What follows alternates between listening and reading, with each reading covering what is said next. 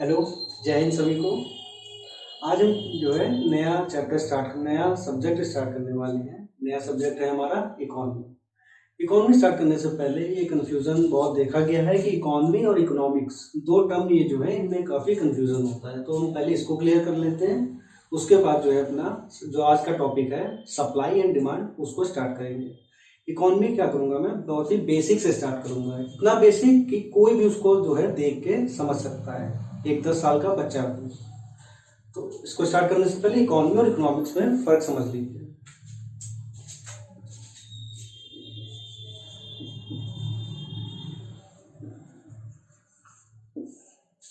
जब भी हम इकोनॉमी की बात करते हैं तो हम क्या करते हैं, एक कन्फाइंड प्लेस या फिर एक कन्फाइंड रीजन की बात करते हैं। कोई भी प्लेस या कोई भी रीजन क्या होता है, कोई भी प्लेस है और उस प्लेस के अपने क्या है, कुछ वेल डिफाइंड रूल्स हैं। और कोई भी प्लेस है, कोई भी रीजन है, उसके वेल डिफाइंड रूल्स हैं और इन रूल्स को इम्प्लीमेंट करने के लिए वहां पे इंस्टीट्यूशन एस्टेब्लिश किए गए हैं। इन रूल्स को इम्प्लीमेंट करने के लिए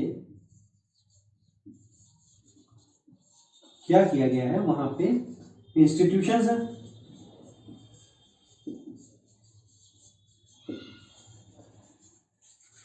इंस्टीट्यूशन का मतलब होता है ऐसे ऑर्गेनाइजेशन जिनका ऑब्जेक्टिव, ऑर्गेनाइजेशंस विद ऑब्जेक्टिव।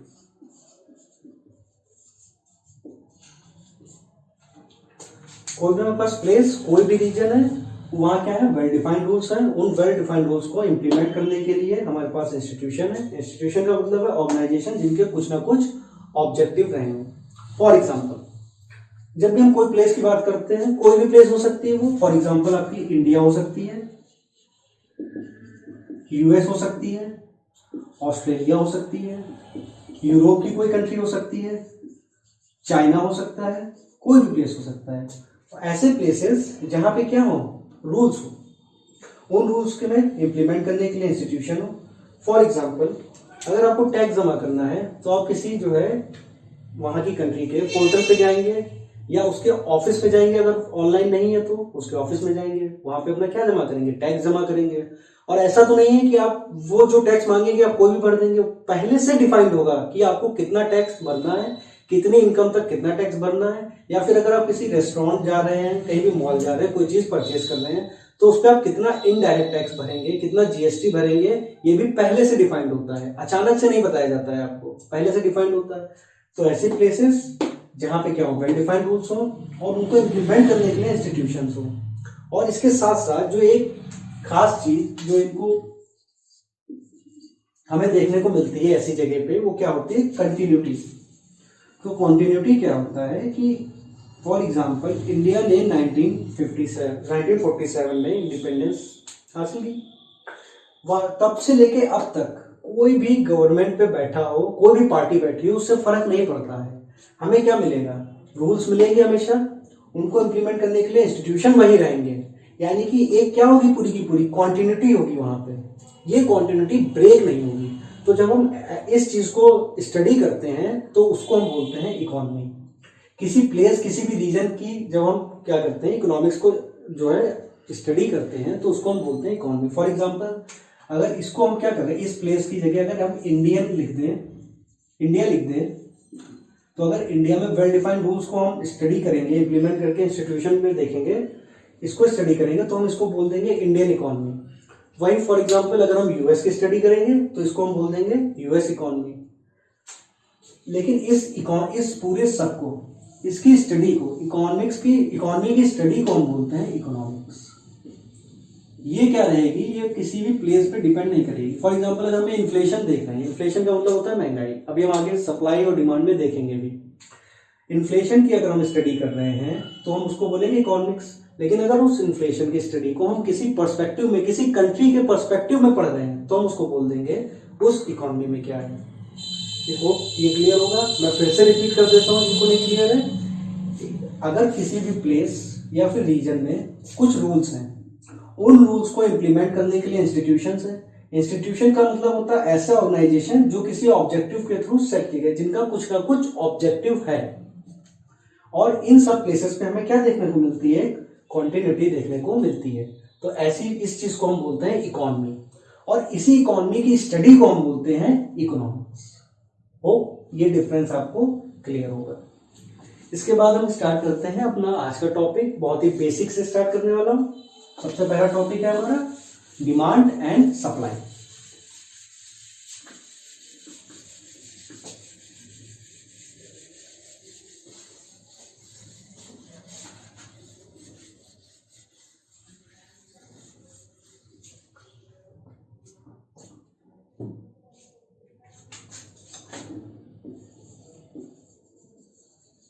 पहला टॉपिक है हमारा डिमांड एंड सप्लाई।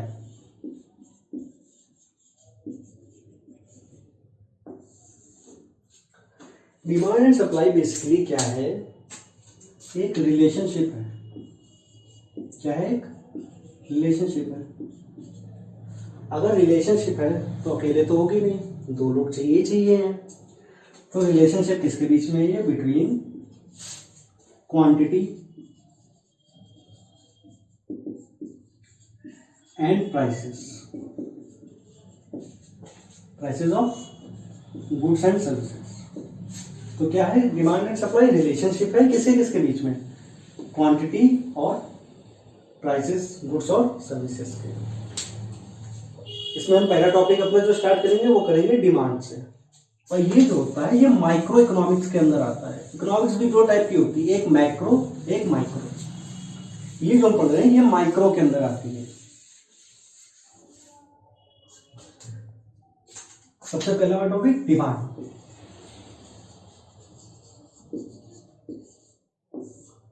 डिमांड क्या होती है? वो जो खरीदने वाला करता है। फॉर एग्जाम्पल आप कुछ खरीदने जाएं तो आप कंज्यूमर, आप जो है वहां पे रिटेलर से या प्रोड्यूसर से, जो भी आपके जिस परस्पेक्टिव में आप लेने जा रहे हैं, वहां पे आप क्या करेंगे? ये चीज मांगेंगे, यानी कि आप डिमांड करेंगे। डिमांड का सिंपली होता है क्वांटिटीज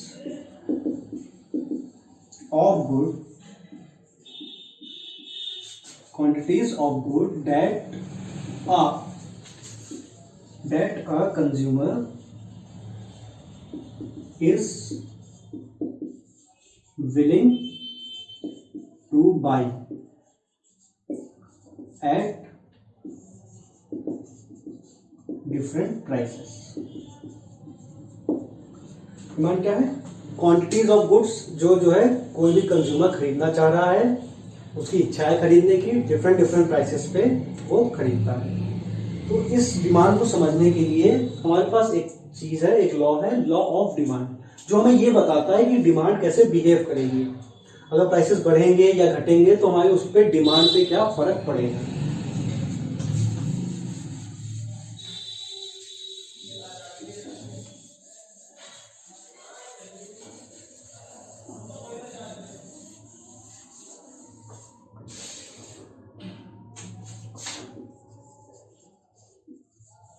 लॉ ऑफ डिमांड।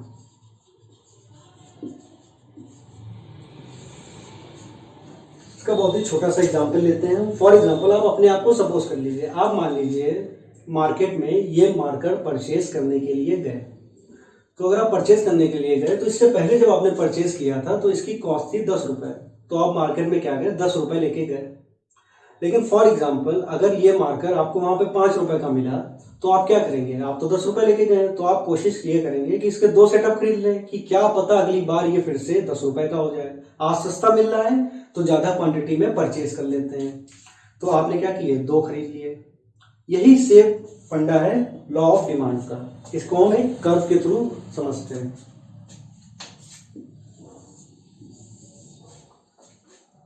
ठीक, ग्राफ में क्या होता है? एक एक्स एक्सिस है, जिनको नहीं पता, ये हमारी एक्स एक्सिस है, ये वाई एक्सिस है। एक्स एक्सिस पे हम रखते हैं क्वांटिटी, इधर को इंक्रीज कर रही है। वाई एक्सिस पे हमारे प्राइसेस, जो कि ऊपर की तरफ इंक्रीज कर रहे हैं।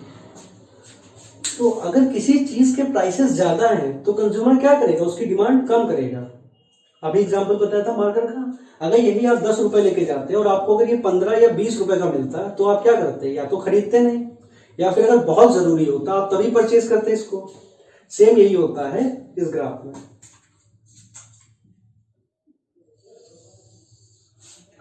अगर किसी चीज के प्राइसेस ज्यादा हैं, फॉर एग्जांपल ये मान लीजिए प्राइसेस है पी, तो क्या होगा इस प्राइस पे, बहुत हायर प्राइस पे जो हमारी डिमांड, जो हमारी क्वांटिटी होगी डिमांड की, क्वांटिटी डिमांडेड बाय कंज्यूमर, वो क्या होगी, कम होगी। ठीक है। और यही अगर प्राइसेस धीमे धीमे क्या होते हैं, डाउन होते हैं। फॉर एग्जांपल ये P1 था, अगर यही क्या होता है यहाँ पर आ जाता है कहीं पे P2 पे, तो क्या होगी, देखिए हमारी क्वांटिटी इंक्रीज कर गई, परचेज करने की डिमांड क्या होगी, इंक्रीज कर गई। यही सेम होता है लॉ ऑफ, सॉरी, जब आप परचेज करने जाते हैं तो इस ग्राफ को हम कहते हैं लॉ ऑफ डिमांड। होप ये क्लियर होगा आपको।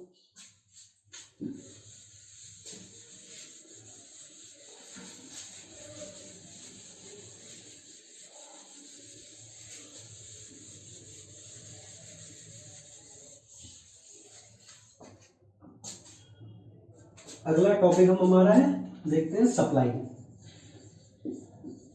अब फॉर एग्जांपल मान लीजिए आप अपने आप को 2 मिनट के लिए ये कंसीडर कर लीजिए कि आप प्रोड्यूसर हैं, आप कुछ बेचने जा रहे हैं।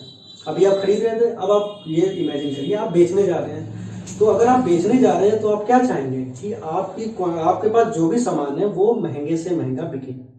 आप ये कंसीडर करेंगे, ये इमेजिन, ये चाहेंगे कि हमारा सामान क्या हो, महंगे से महंगा बिके। तो और अगर फॉर एग्जांपल मार्केट में उतने आपको रेट नहीं मिल रहे हैं जितना आप चाह रहे हैं, तो आप क्या करेंगे, कम सेल करेंगे। फॉर एग्जांपल अगर आपके पास 2 हैं, तो अगर आपको बहुत ज्यादा रुपए की जरूरत है तो आप क्या करेंगे, एक सेल कर देंगे, एक को रोक लेंगे, यानी क्वांटिटी क्या कर देंगे, कम कर देंगे। तो और जब प्राइसेस अब फॉर इन फ्यूचर अगर प्राइसेस बढ़े तो आप क्या करेंगे, तब अपना दूसरा क्वांटिटी जो है आप उसको सेल कर देंगे। यही होता है हमारा सप्लाई में। तो सप्लाई क्या होता है, quantities of goods that a producer is willing to sell at different prices। वहां पे क्या था, consumer is willing to buy, और यहां पे है producer is willing to sell. ये बेसिक डिफरेंस होता है हमारा डिमांड और सप्लाई में। इसके बाद इस सप्लाई कैसे बिहेव करेगी मार्केट में, इसको जो है समझने के लिए हम इसका अगला कॉन्सेप्ट समझेंगे, लॉ ऑफ सप्लाई। वहां पे भी लॉ ऑफ डिमांड था और अगला हम समझेंगे law of supply.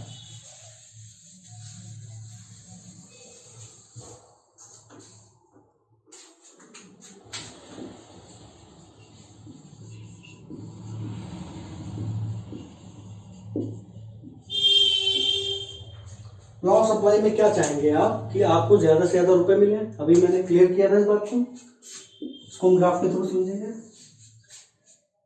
X axis पे हमारी क्वांटिटी और वाई एक्सिस पे हमारे प्राइसेस। तो हायर प्राइस जब होंगे तो हायर क्वांटिटी बिकेगी, लोअर प्राइस जब होंगे तो लोअर क्वांटिटी बिकेगी। जो ऑफ लॉ ऑफ सप्लाई क्या होता है, प्राइसेस और क्वांटिटी डायरेक्टली प्रोपोर्शनल होते हैं एक दूसरे के। जबकि लॉ ऑफ डिमांड में क्या होता है, जो क्वांटिटी होती है वो इन्वर्सली प्रोपोर्शनल होती है प्राइसेस की। जिनको डायरेक्टली इन्वर्सली नहीं पता उनको बता देता हूँ। डायरेक्टली का मतलब होता है अगर एक चीज बढ़ेगी तो दूसरी चीज भी इंक्रीज करेगी, अगर प्राइसेस बढ़े तो क्वांटिटी भी क्या करेगी, इंक्रीज करेगी। और इन्वर्स में ये होता है कि अगर एक चीज बढ़ेगी तो दूसरी चीज घटेगी, और या फिर दूसरी चीज अगर बढ़ेगी तो पहली चीज घटेगी। अगर क्वांटिटी बढ़ती है तो प्राइसेस क्या हो जाएंगे, गिर जाएंगे, और अगर प्राइसेस बढ़ते हैं तो क्वांटिटी डिक्रीज हो जाएगी। ये इन्वर्स रिलेशन होता है कहाँ का, लॉ ऑफ डिमांड का। और जो डायरेक्ट रिलेशन होता है वो होता है लॉ ऑफ सप्लाई का। वहां पे डाउनवर्ड कर्व था, यहाँ पे अपवर्ड कर्व है।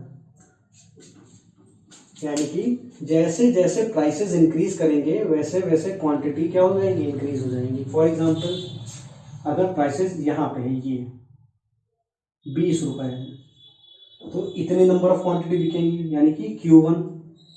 लेकिन अगर यही प्राइसेस इंक्रीज कर गए, कितने हो गए, ये इतने, यानी कि फॉर एग्जांपल 40 हो गए, तो क्वांटिटी क्या होगा, इंक्रीज कर गई यानी कि Q2।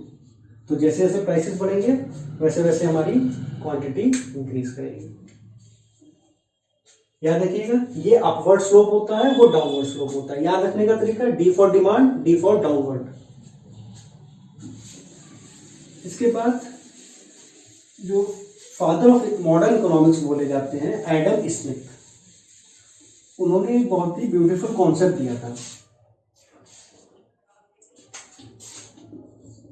Father of modern economics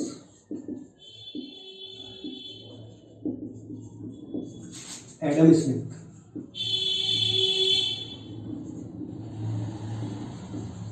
उन्होंने एक बहुत ही ब्यूटीफुल कॉन्सेप्ट दिया था कि जो हमारे डिमांड और सप्लाई होते हैं ये क्या होते हैं, इनविजिबल हैंड होते हैं, अदृश्य, invisible hand of market. Adam Smith ने क्या बोला था, डिमांड और सप्लाई क्या होते हैं, इनविजिबल हैंड होते हैं हमारे मार्केट के। ऐसा क्यों बोला, इसके पीछे क्या वजह थी क्या नहीं थी, ये हम नेक्स्ट क्लास में देखेंगे और इन हैंड्स को विजिबल बनाने की कोशिश करेंगे और समझेंगे। ठीक है सर। इसके आगे हम अगली क्लास में देखते हैं कि कैसे डिमांड और सप्लाई जब एक साथ आते हैं तो क्या असर डालते हैं मार्केट पे। ये कर्व जो अगले क्लास में पढ़ेंगे ये आगे चल के हमें हेल्प करेगा इंपोर्ट एक्सपोर्ट को समझने के लिए।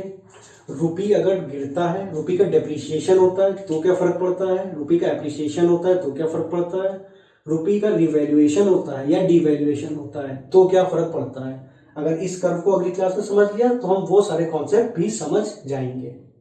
तो अगली क्लास में मिलते हैं। Thank you.